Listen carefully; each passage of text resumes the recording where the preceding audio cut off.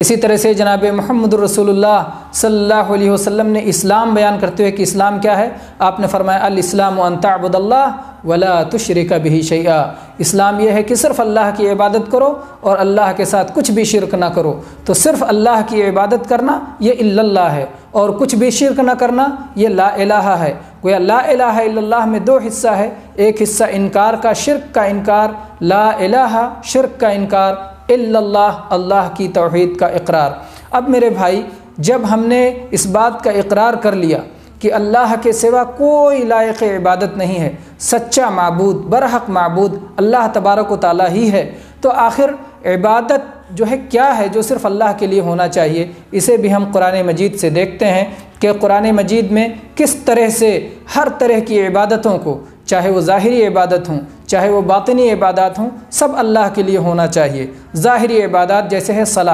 صلاح یہ ایک ظاہری عبادت ہے، اور صلاح کے اندر ہی ہے رکوع اور سجود۔ اللہ تبارک و تعالیٰ نے ارشاد فرمایا یا ایھا الذین آمنوا ارکعوا واسجدوا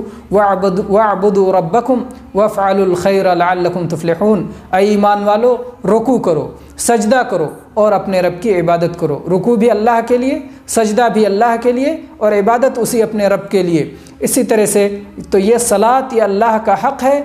جو کسی کو نہیں دیا جا سکتا، صلاۃ صرف اللہ کے لیے ادا کرنا ضروری ہے۔ اسی طرح سے دعا ہے، دعا